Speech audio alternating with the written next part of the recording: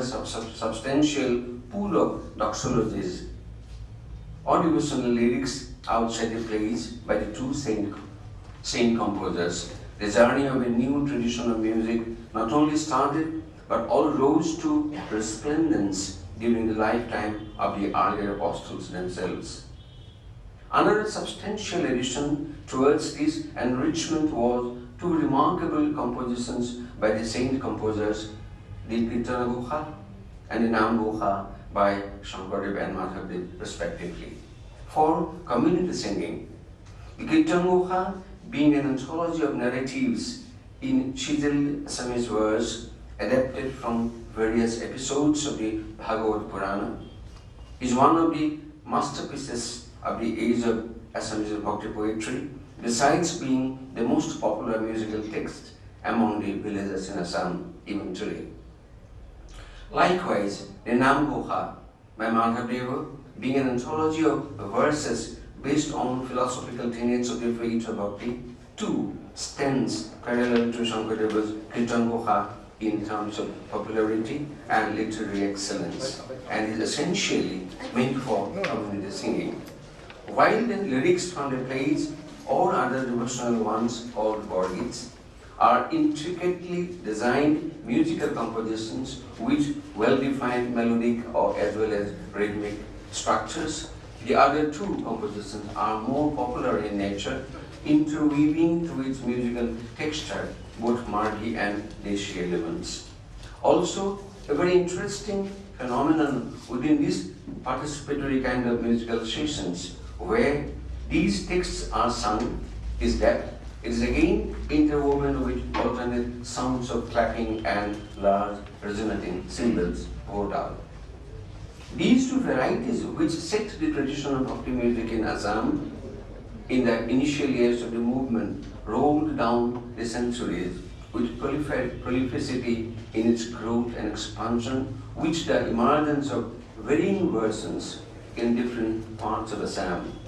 The Sarta institutions too played a pivotal role in this process of growth and expansion. The realm of dance too experienced a similar process of growth and expansion during the movement, as it was beaming with vibrant ambience of dance abounding in all dramatic performances, in addition to blossoming of music, literature, as well as other visual forms like painting and sculpture. Worthwhile it is to mention that the multitudinous as well as multi-layered contributions of the movement embedded with the ideal of Bhakti and Shankardeva's social philosophy of promoting harmony and understanding among diverse caste and ethnic groups, constantly at war with each other, necessitated an institutional setup as a repository and for the furtherance of the religious, philosophical, and social objectives. The Sarta institution, ideated by Shankardev himself, was thus and its organizational manifestation, inspired by the Bhagavata reference to an assembly or congregation, Satreshu Samadeshu, as Sridhar Swami's commentary, as illustrated by Sridhar Swami in his Bhagavata Dipika, with equal participation of the preceptor and the disciples. His immediate apostles like Madhavdeva and Damodar Deva expanded and provided it with a wider organizational setup with the settlement of resident devotees around the Kirtanghar or Namghar for that matter, or the prayer house that centripetalizes all ritual artistic activities of the society treated close by the religion of Bhakti. Talking of dance again, for a certain number of satras belonging to the celibate monasticism, like the Kamalabari group of satras, dance and theatre formed a part of their spiritual evocation. With a view to creating a wider and preeminent space for dance within their ritual calendar, the monastic exponents of this group recontextualized many of the dance numbers of Ankiya Bhavana, starting from the dance of the preliminaries, and gave them distinct entities with imaginative planning and decorative frills in the new performance context.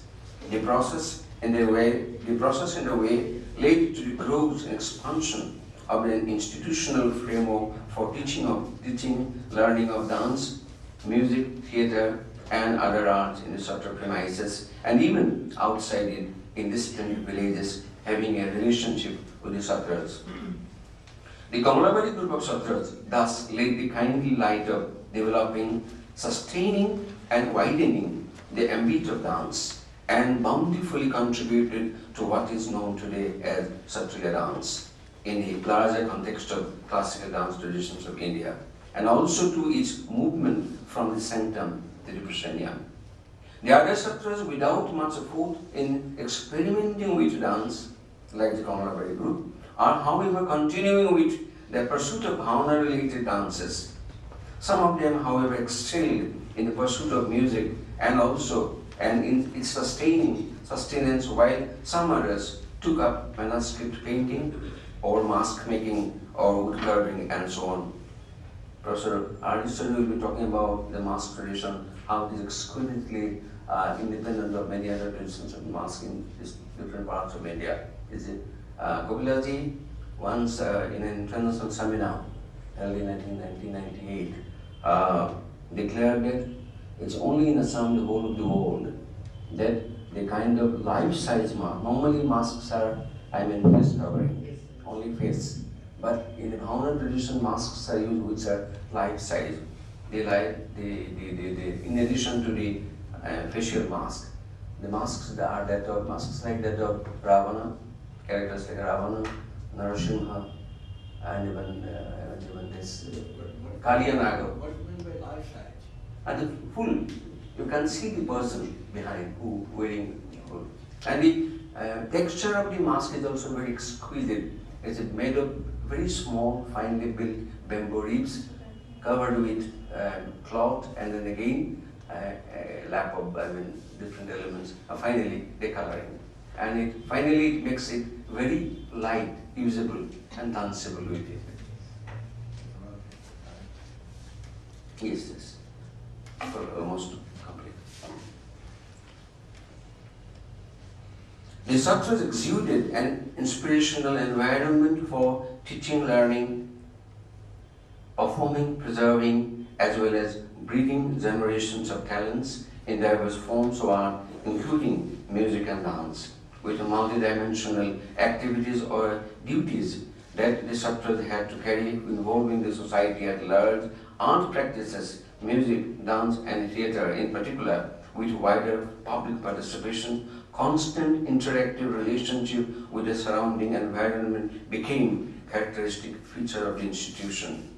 The most qualifying gaining point out of this has consistently been the promotion of music and theatre at all levels, if not dance and painting always. The environment throughout the period of the Bhakti movement ushered in what we may call the socialization of arts or even democratization of arts.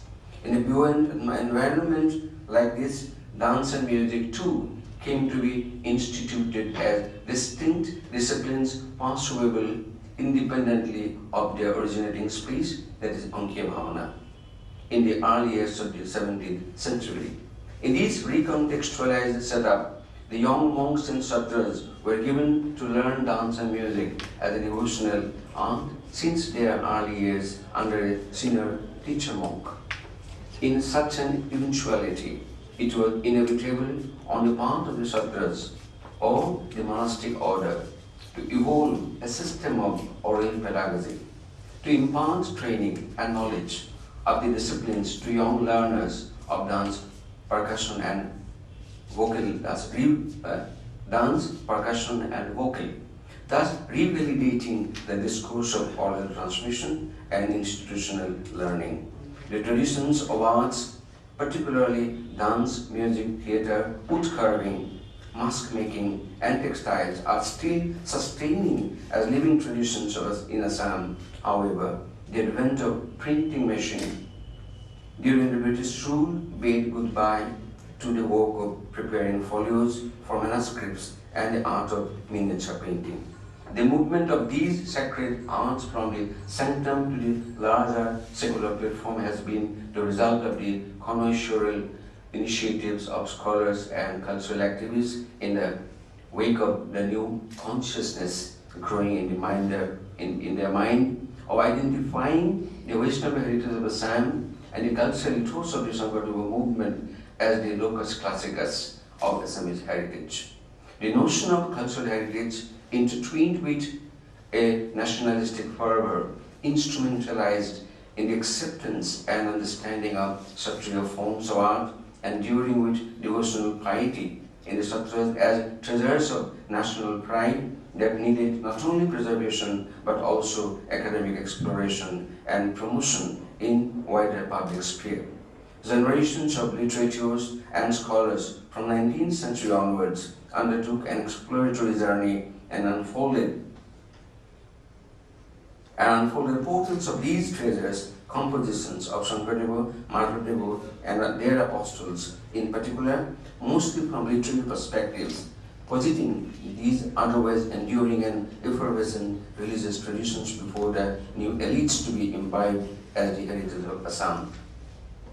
Similar was the effort in rejuvenation of interest and exploration of other folk and tribal traditions of music and dance, the Bihu, the Bagurumba, for example, the missing Onitums, and so on, including their promotion in larger festival networks of the country, taking them out of their respective ritual context.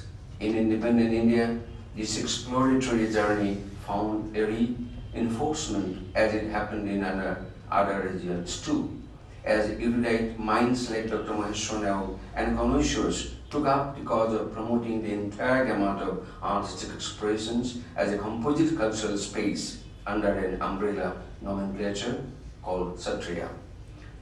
Dance being a component of it, for their wider understanding and explication. The Kshatriya exponents also extended liberal support towards this new journey of Kshatriya dance, music and Ankiya Bhavana.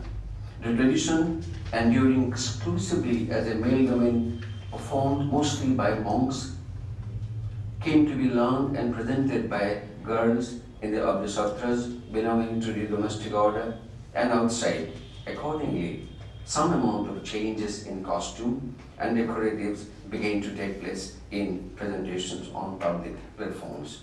The above are just a few paint pictures of major trends in the field of music and dance, including the Kshatriya expression presented before you for your understanding and appreciation. Thank you so much. Thank you, Bhagavan, for you don't have No patience. I was otherwise you have a right It would be kind enough to press the button of the microphone when you speak, so that there are people when outside. I wanted to know that whether some visuals are there or not. No, he doesn't. Had it been there, you would have understood and enjoyed more. I think we'll have this was at the end of the lecture with Ms. Patel showing us some, because I'm sure she's equipped with all this. But I have very little time for questions.